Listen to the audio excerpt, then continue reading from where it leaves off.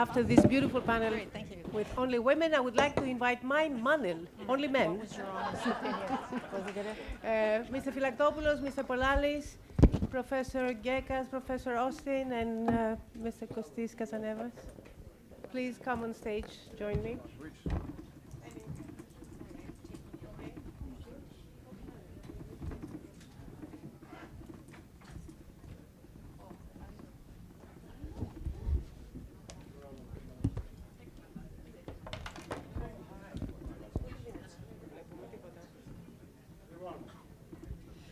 So, welcome to the panel on the untapped potential of cooperation in education. I realize that today's forum was focusing primarily on the economic ties between Canada and Greece. However, I feel that education is an equally important pillar of growth, can be an even more important pillar of growth between the two countries. So I would like to thank Simeon and the Delphi Economic Forum, as well as THI Canada, for including, once again, education in the discussions. And it's a pleasure to be back to Toronto this year. Let me kick off the discussion by saying that I believe we all agree that cross-educational cooperation is very important through ways which both students and academics can learn, can teach, can do research across educational institutions in different countries. This can only be beneficial for all parties involved. And I think it can add a lot to many areas. It can help enhance the understanding, the international understanding among people. It can enhance the cultural awareness among people. It can also help with providing additional educational and networking opportunities to both educators and students, and enhance, of course, as we said earlier, the economic and diplomatic ties between countries. I'm not fully aware, and I would like to start with that of the depth and range of educational ties between our two countries. I can only speak with the experience I have from being at the American College of Greece, where we have seen the recent years a steady increase of students, Canadian students, or students of both dual citizenship, Greek Canadians, coming to study with us, either for a study abroad semester or for a full degree. And plus, through the help, I want to just mention the very important Heritage Greece program that we have established, and we will talk about that with Alexis again. We have established through the support of the Hellenic Heritage Foundation here in Canada, through which we get about 10 students at the American Colleges of Greece, and some more going to Thessaloniki every year for this 2-week summer program. I would like to start with the same question with all the panelists. To the extent that you know, based on your experience from your organizations and institutions, what is the current status of the Greek-Canadian educational ties now, and to what extent you feel that these can be further enhanced? So, Alexis, I would like to start with you. Well, first of all, I also want to thank. He doesn't want thanks, but we feel your benevolence to have education, even if it's the last item on the agenda.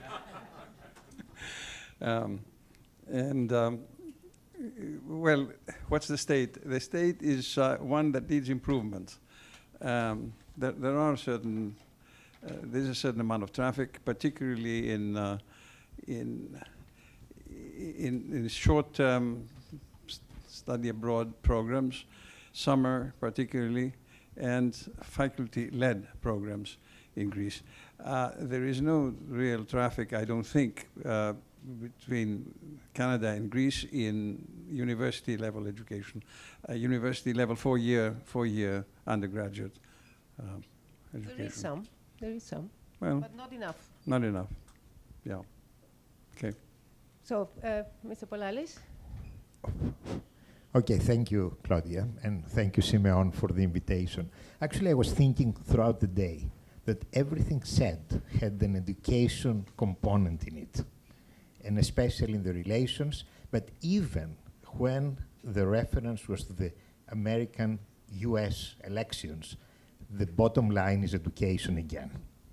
So we have to grab the opportunity, and although I have spent almost all my life at the university level education, now I direct Athens College, and I believe it's a unique opportunity that this conference gives us to reach the Greek-Canadian organizations and tell you that there is a great opportunity for your children to study in Greece for a year, for shorter, for summer, and be exposed to Greek civilization. And we have programs that are in English, and we should explore that further. So this is something that we can talk individually, but we're very open to that, and I would like to grasp the opportunity. Excellent, thank you. So, Kostis. So let me just say what a true honor it is to be in this particular panel and to be sitting next to probably the most beloved professor at the University of Toronto, and I would say the entire country, Robert Austin. You are definitely my favorite professor at the University of Toronto. Wow. Truly, truly. And why do I say this? I say this because I had the privilege of collaborating with Rob in the creation of the Hellenic Studies program at the University of Toronto. And back then, it was just a long time ago. It was just a student-led grassroots movement, essentially driven by lamb, alcohol, and a whole lot of passion and purpose to bring back the Greek language at the University of Toronto. So, and I know this is going to be one of the main topics in this panel, especially I'm sure that Rob will probably bring this up. So in terms of the types of collaborations, I think that we can really look at diaspora in terms of the potential that can actually create some cross-border collaborations. And to be sitting here talking about this program is a real testament to the power of the diaspora and the power of important people and what they can actually do and help. Rob was actually the first person to take a look at me and say, I have a duty to support students. I think those were your actual words. Yeah. And it was really refreshing because we had come across a lot of institutional friction, some doubt within the community. And throughout all these roadblocks, we were able to find the Hellenic Heritage Foundation. We had support from the consulate. We had support from the institution and these important people that really believed in us. And we were able to actually get the funding and create this amazing program that is actually now thriving. So it's a true testament what diaspora can do. And there are a lot of people here themselves that can attest to this and can really help through these kinds of important issues for education and collaboration between our countries. Thank you. And now we come to the two professors. Maybe you are more eligible than any of us to talk about the existing ties, but I would like you, before you get into the specifics of your individual partnerships and collaborations, to talk a little bit about the broader picture, to the extent you're familiar about the ties between the two countries. Sure, yeah. Thank you very much, first of all, for the invitation. I'm honored to be here. It's a very important day and a series of meetings. I would like to say that, to continue from Kostis' positive note, that in fact there is quite a lot of mobility instead of, just perhaps not only at a full year program or a full degree program level, but instead there are maybe more than 10 archaeology trips that Canadian universities sent to Greece, organized through the Canadian Institute in Greece, which I think plays a very important role in this connection. It's basically the institute through which the permission to excavate in Greece is received through the Ministry of Culture. So, and then there are also, it's becoming like a sector now.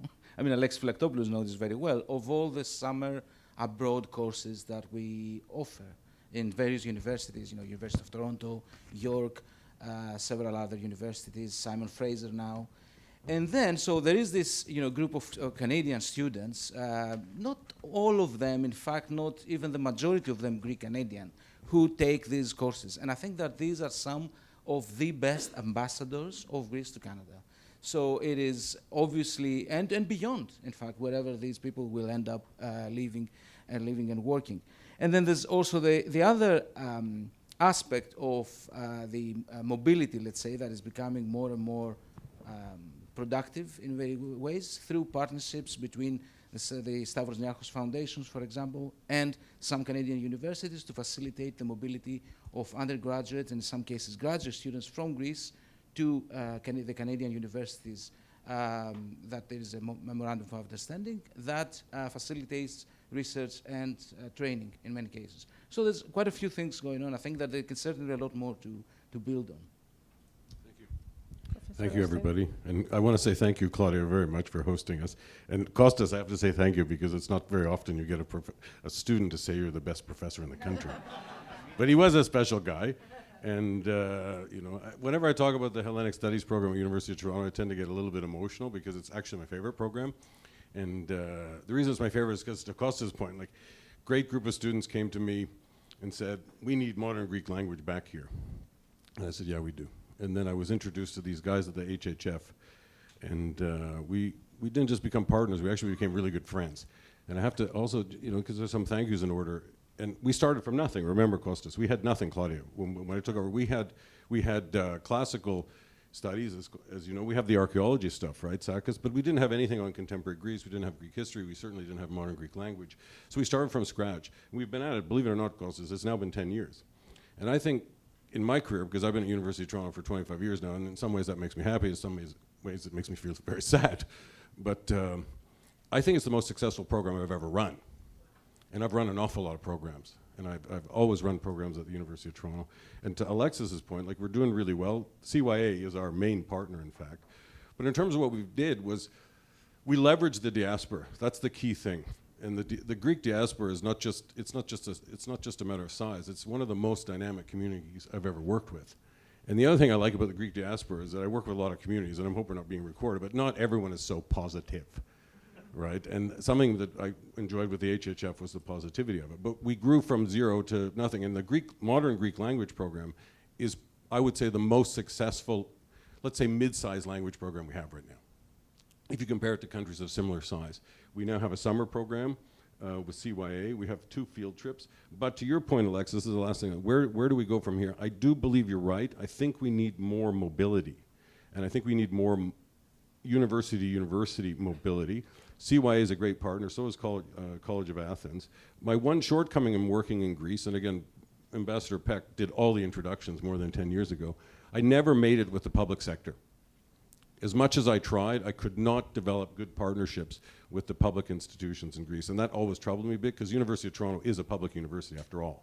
So I tried to work, but it was harder. So I ended up with the partners like CYA and others. And also we had a program in Thessaloniki for a couple of years, which was, I forgot the name of the place, ACT. Yeah, American College of Thessaloniki. Yeah, like we ended up you with... You never tried the American College of Greece in Athens? We had conversations, but I somehow, Okay, now we know. We'll talk about it later. Yeah. Actually, this was my second question, to elaborate a little bit about the program of Hellenic Studies. I mean, we're talking about how many students annually that engage in this program, both including the trips to Athens and the visits, yes. Well, there's 3 years of language right now, and Sakis has similar numbers. I think our numbers are almost identical, right, Sakis? Right, more or less in language.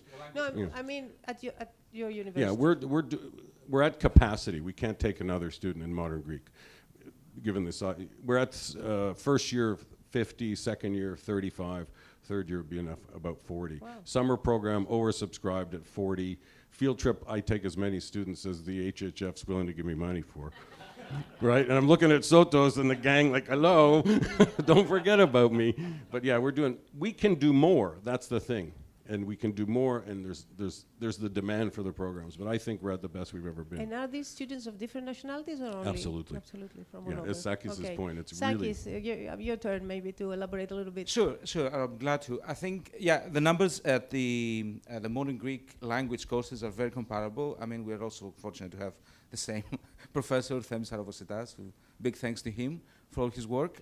We also have at York the actual advantage of having fellowships which are for graduate students. So we have 3 domestic fellowships for graduate students, 1 for international students that facilitates research and writing and study of modern Greek history in most cases, but also Greek-Canadian history. And that couples with our Greek-Canadian archives, which is a great initiative that's funded by the Hellenic Heritage Foundation, and it's housed at York, and it has precisely this community engagement aspect that I think is at the heart of what many people here have been talking about. So it is not just staying at a research sort of lab or in the archives, or you're a historian, sort of in the theater and in the library, but reaching out to people who have their own story to tell, and we have the capacity to disseminate it after we can store it and digitize it, if it's newspapers, photographs, and so on. So there's a lot of historical work that is being done through the archives, and then we're reaching out to people not just in Greece, because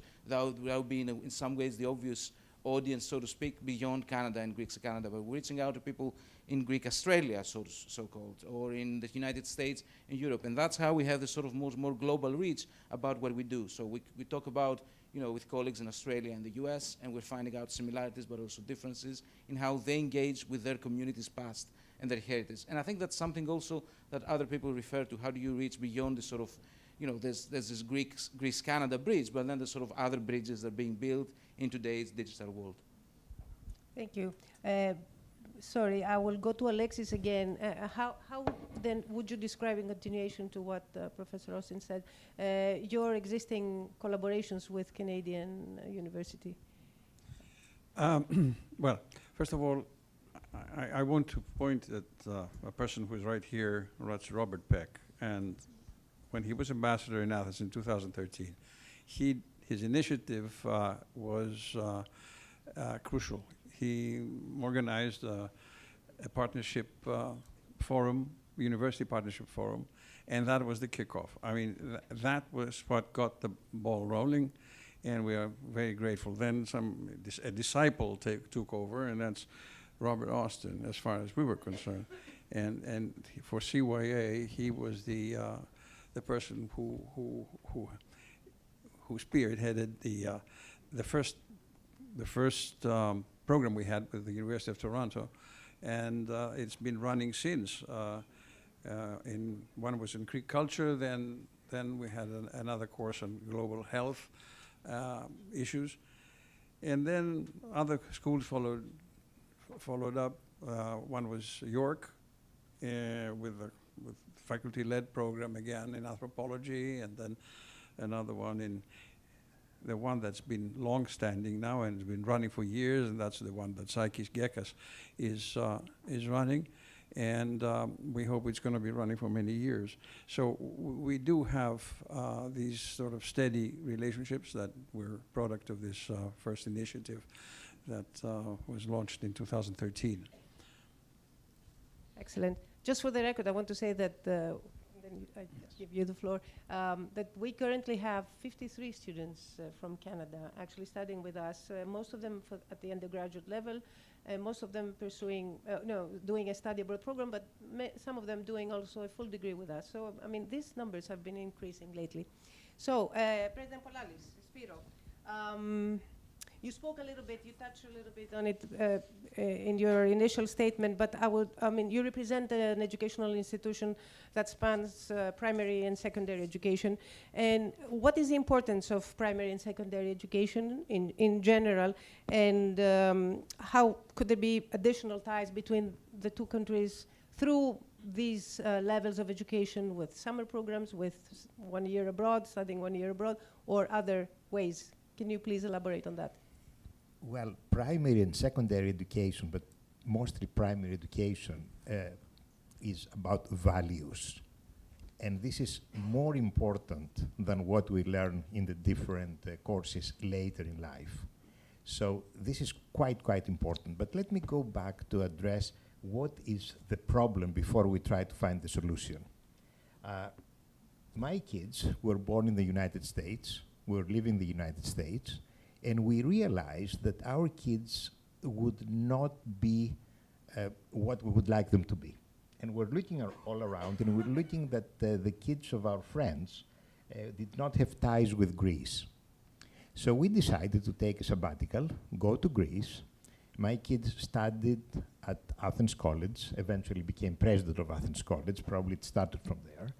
And the most important thing is that they were able to mingle and make friends and understand the culture. And that was the greatest advantage, and this is what I really value. So the question is, are there any people here, are there any organizations that you would like your kids to be a little more Greek than they are? And if that is the case, let's work together and see what we can do, like Christina and Nico, that attended Athens College, they have friends, they feel Greek. At the same time, they're American citizens, they work in the US right now, but they think about Greece in the same way that I heard some panelists today to think very passionately about Greece, but being citizens of the world.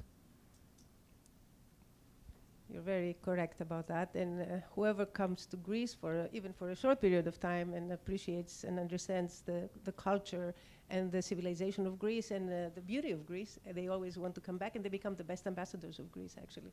Same goes with the Heritage Greece program, but we'll come back to that. Kostis, you advise, you give guidance to many young students aspiring to enter university and find their path in life. So you are there to advise them for that. What are some challenges that arise, and how can the Canadian education system provide a model for inspiration for further enhancing these services to our students? Okay, so there are a lot of challenges, and let me give some symptoms so that I can give some context and then come to the crux of the problem. So in Greece, we've created this educational system that seems to be a little bit misaligned in terms of skills development relative to what the labor market actually needs. And I would go as far as saying as to what real life actually requires of the new generation. And that creates a lot of problems. We have serious talent shortages. 7 out of 10 companies in Greece state that they have a difficult time finding the right talent. 60% of young adults state that they're super anxious about work-related matters. Over 40% of young adults say that they want or they're thinking about wanting to leave the country for better prospects. 30% again of young, this is all from one particular study, this is why I remember these statistics. 30% of young adults say that or they are overqualified for the job that they're doing. And for me as a social entrepreneur in the education space, the most sad statistic is that 93% of young adults aged 18 to 34 state that they're not doing what they dreamed they'd be doing. So what's the problem here? It's the Pan-Hellenic exams. And I think a lot of my colleagues will probably agree with me that the Pan-Hellenic exams, this life-defining, super stressful exam, fosters rote memorization and that type of learning that doesn't allow for kids to develop life skills. On top of the fact that it adds such a psychological pressure on our young generation. In contrast, the Canadian system, as we all understand it, fosters a pedagogical process that actually encourages soft skills like critical thinking, problem solving, communication, leadership, all these important skills that create a society that is much better equipped to actually deal with uncertainty. Something that we have in abundance of in Greece right now.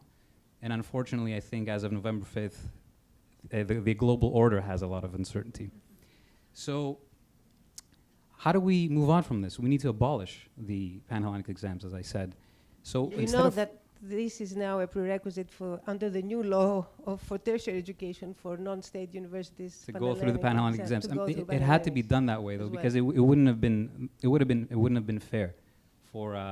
That's anyway, a long conversation. Long discussion. Yes, Please. yes, I agree.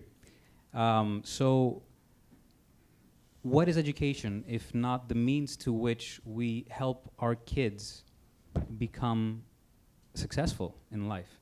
So we need to start rethinking education. We need to start. And the Canadian model can help in Yes. that direction? Yes, because first of all, it doesn't have entrance exams, right? And it has that type of pedagogical process, as I said, that allows for the creation of real life skills. So, and let me give an example by doing, as the system that we should create must. So let me ask you a question. What is 1 + 1? Depends. That's the right answer. See, answer? this is the type of thinking we need to cultivate in an educational system. Depends. Depends. And this was a profound realization for me. And actually, I wrote an article about this. And I actually had some praise from somebody that read this. And I was really interested that he actually, Mr. Triadopoulos, right, that mentioned it. That I was at this beautiful beach in Sifnos this summer. And if you haven't visited the island, I recommend that you do. It's beautiful. And this young girl that I was playing in the sand with, she put two piles of sand together and said, "Look, Kosti, 1 + 1 = 1. So it's really about understanding that the pedagogical process is not a black and white answer process. It's really about understanding that truth can be relative. So it depends, as you said. So we need to start thinking about overhauling our education system. And the Canadian system is a good way to do so. And I think Professor you can Pollalis. jump on this. I think you can Yes. agree. I will, actually. Your uncle introduced the International Baccalaureate Diploma program in Yes. Greece more than 20 years ago. That was a revolution. This is as good as the Canadian system. And in Athens College, about 1/3 of our graduates graduate from the IBDP, International Baccalaureate Diploma Program. That's why I can so freely tell you, send us your kids, because we don't depend necessarily on the Panhellenics. Now, the good news is that the Ministry of Education in Greece, it's very open-minded, and we believe that very soon we're going to see alternatives. I don't call them private, I mean, I would say the non-for-profit That's what they are. universities, because you mentioned public and private. Actually, it's non-for-profit that it's our Non-state. intention. Non-state. Non-state is a correct word. Non-state, but non-for-profit also. So they can be accepted with International Baccalaureate, and even in the state universities, the ministry is considering, and I don't speak for the ministry, but they're considering to allow IB diploma program students to enter. So again, congratulations to your uncle. Yes, he did. And you have to mention really, really that. important work. Yes, He was congratulations. ahead of his time. He really was. He really was. Yes. So that's George Papandreou. He was the Minister of Education at the time. So yeah, I think I would like to close with that we need to start rethinking our education model in a way that creates the type of philosophy that allows kids to question authority, to think skeptically in a healthy way, that allows the system to help kids create life skills and doesn't have these life-defining high-stakes exams that I really don't believe at the end of the day is the way to go forward to actually help kids, because the entire education system is bent over the Pan-Hellenic exams. And when I say the education system, of course, I mean the public education system. Okay, let me go back to Sakis. Sakis, do you believe that there are ways to further advance research between Greece and Canada? Are there already projects that are underway, and what are the opportunities for researchers from Greece and Canada to collaborate through EU-funded, perhaps, projects? Yeah, that's right. I think for those of you who know or can imagine how academic researchers work, I mean, they do tend to foster their own collaboration and networks anyway. So, I mean, they don't necessarily need a ministry or a consulate. However, it has been very important for us here, and I speak as representing the Hellenic Canadian Academic Association of Ontario, that has been very critical, and I want to thank the Consulate of Greece in Toronto here for reaching out and organizing webinars with people at Greece, at the Ministry of Development, that can inform us about research opportunities. I'm talking about primarily Horizon Europe, which is the best, the best funding that it receives for fostering European, pan-European and beyond research, and which Canada joined only last summer. and Erasmus Plus, which facilitates the mobility of researchers and graduate students and faculty between Greece and Canada, and that's going to start also in 25-26.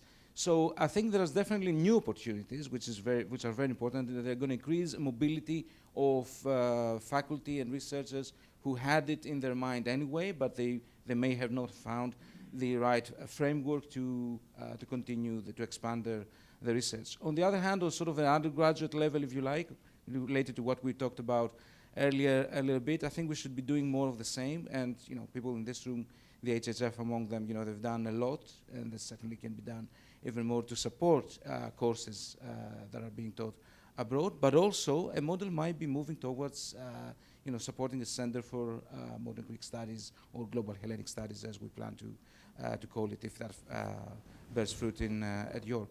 So I think these are some of the ways in which we can have even more closer collaboration and mobility. Robert, any comment on your part on research projects or other ways of collaboration? It's not a big part of my agenda. I tend to look at more of the student programming aspect. And to Sakis's point, one of the things we have to do to make things better is not just improve the cooperation with Greece, but the two key centers for the Hellenic studies are actually York and the University of Toronto. I would say these are and what we need to do, and I credit John Sotos a lot and all the guys, the team at HHF, is that we need to get our cooperation in order, and we're working towards that. Because I think between the two Canadian-based universities, we can develop a lot more, Sakis. So that's an area we really need to work on, because we have strengths in different spaces between the University of Toronto and York. So that's kind of our front in our agenda, and I think if we can bring that together to have a partnership between York and the University of Toronto that promotes Hellenic studies in all aspects. I mean, I think that's where we're going. And I want to add one more program, which is, I find we're a little bit too Athens focused. And I tried in Thessaloniki with a summer program. To be frank, it did not work. I don't know why. I remember, Bob, Thessaloniki started, I couldn't get students, but I want to do a rural program. Rural? I want rural. Nobody's going to go to Greece and not go to Athens. I'm not saying that, because that's just impossible. That's impossible. But I want to start something that puts people more in the countryside. I think there's something to that. We'll use Athens as our base, but there's something, and I'm very much indebted to my friendship with Steve Merkopoulos, and I promised him we're going to his village. Which is what? Which is near, I don't know, he's somewhere out there. Castoria? Is it Yeah, Castoria? Castoria. Yes. I'm going there, Yes. and that's my pledge, and I will not let him down. It's a beautiful place. I'm Beautiful looking forward to town. It's even more beautiful than the islands. Archaeology students go to the countryside a lot. Yeah. I mean, they have Yes, I would even choose a small island, a remote island, to do some rural. We have to be creative. We were using roads in the summer program, but that's not quite the same. But I think there's something to be said for, northern Greece and just diversifying a bit and thinking a bit outside the box. And we'd still use our existing partners. But I think there's appetite for more in Greece. That's my point. Excellent. Okay. I'll get back to that. Alexis, I want your comment on the new legislation. I mean, the previous Nea Demokratia government has made a big effort for the extroversion of the Greek public universities, but also this current government, as Spiros mentioned, with a new law about non-state universities, is trying to open the doors to more partnerships from universities from all over the world, coming to Greece, sending students, and again, Greece being able to get all the students to study there. What is your opinion about that? How do you see that evolving? My opinion is that things have moved a long way since Minister Kerameos made the initial initiative to internationalize Greek universities, public universities. The present minister did, of course, the next step, which was create this law that allows for the non-profit, non-state establishment of branches that are non-state, non-profit. And I don't know if Canada could profit from this. I mean, we've been speaking about Greece becoming is an energy hub now, or trying to become an energy hub, or I've been hearing the word hub and geostrategic position of Greece, making it a hub of this and that. Well, it also can become a hub for international education because of this law. But this legislation also has increased the number of, has increased competitiveness. And because of this competitiveness, now we have 9... You mean locally or? Locally. Locally, okay.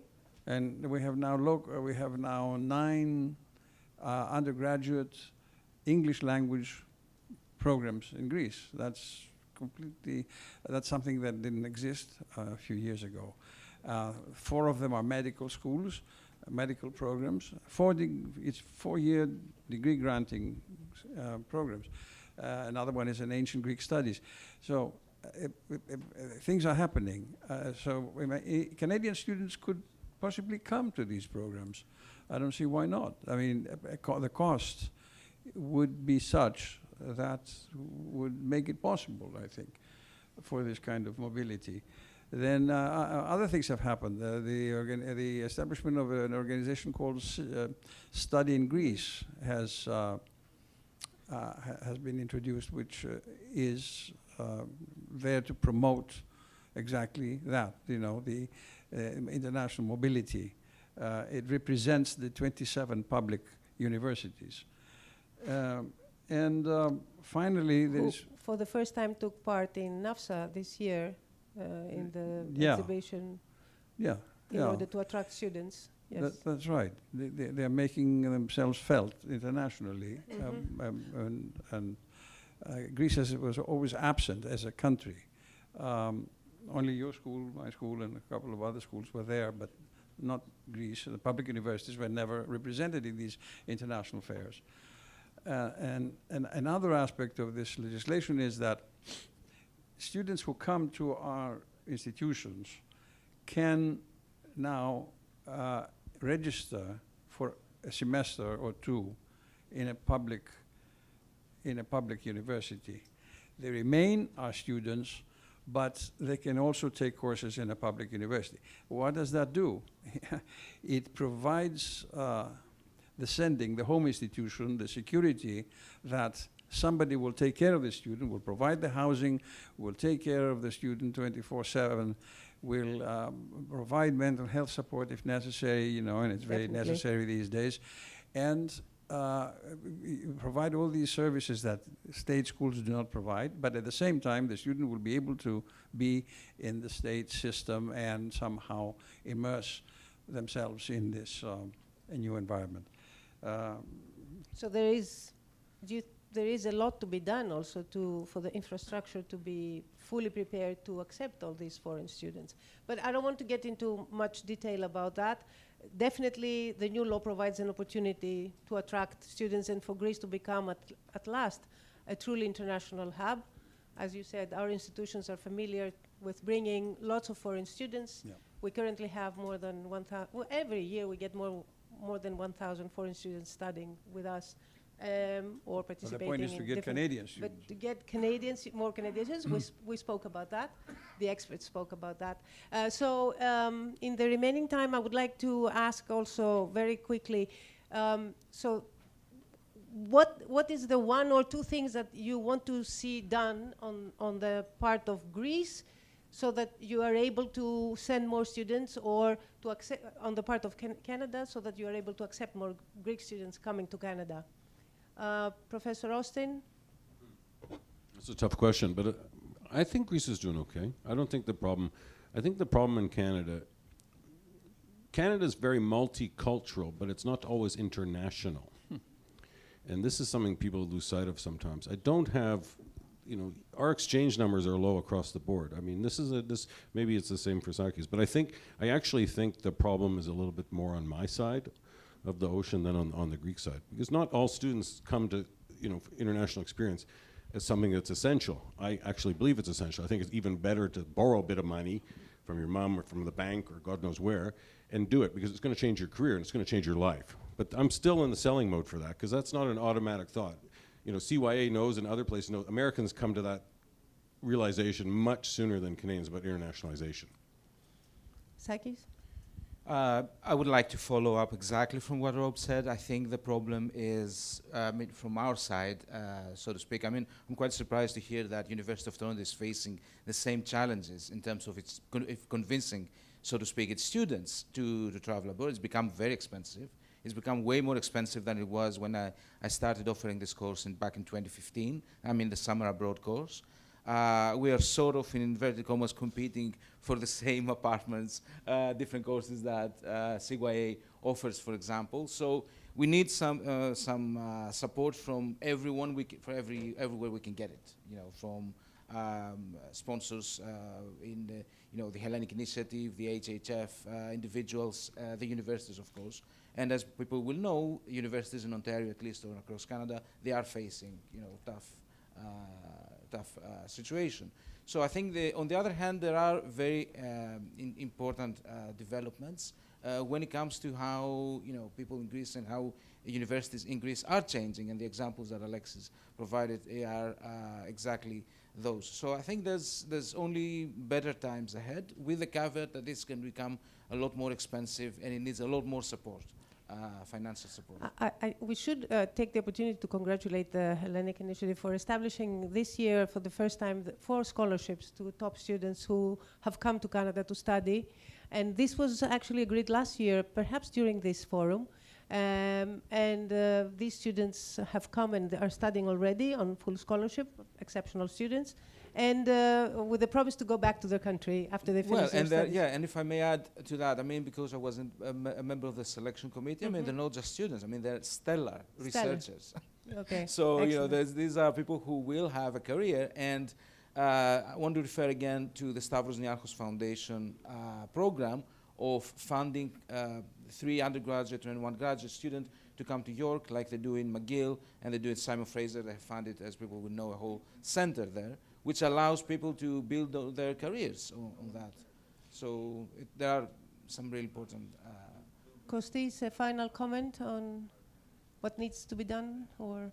I don't think I have the credentials necessarily to talk about the student exchange. I am somebody that was born in Greece. I moved to Canada very young. I grew up here, and then I moved back to Greece. So I kind of did the opposite thing. So I have this kind of experience of different styles of education. But what I would like to say is, do you send students to Canada? Do you I advise them to come to Canada? Greek students? Yes. I do. It's just there are a lot of points as a career counselors. What we do is that we look at particular things that have to do with a child. What they're looking for, of course, what the family situation is like, where they want to be. There are many important things. So I do advise kids to come to Canada. There's a lot for Canada to provide Greek students, but it's obviously much more difficult. And it's also a financial burden. And the way they view also universities is much different than they see the public education system. So we're out of time. Okay, we're out of time. A brief comment by Spiro. About things that you want to see to be done? Yes. Actually, it's not enough to have non-for-profit private universities. We have to develop the industry at the same time, because students want to go to a place that the whole culture, the networking, and the industry is next to the universities. It's a great thing that these universities start. We welcome it, but much must be done in order to go bigger than that. Thank you. Alexis? Well, if we think about mobility going both ways, I think, first of all, from Canada to Greece, somehow Canada should start cultivating the notion that study abroad should be part of the ethos, part of the agenda of university students, like they do in the United States. I mean, that would help. And when we're thinking about students from Greece going over there, may I speak as a proud member of the board of directors of the Canada Hellenic Chamber of Commerce that Kostis Katsagiannis is the chair of. That chamber perhaps could approach public schools or schools that anyways have counseling offices that send students abroad, and just to convince them that, Canada is a very good option for Greek students to study here. Finally, a challenge for something that Greece has to do. First of all, they have to convince the world and Canada that not only ancient studies are available in Greece. A student in Greece can study all kinds of things, like in your university, in your college. All kinds of disciplines are available. Secondly, they have to, public universities have to think about the services they offer to students. Correct. And when we come to short-term programs, which is really the bulk of where the mobility is, the short-term programs, Greece has to think about a regulatory framework, about how to introduce a regulatory framework that would allow the establishment of programs in Greece that do that. Okay? Closer. And one more thing that the government is working on, but it needs to be done as fast as possible, is to give opportunities to students to be able to work while they're studying, do internships, or even stay after the completion of their studies for a limited, perhaps, time to work in Greece, the way that Canada accepts students to work when they're studying here.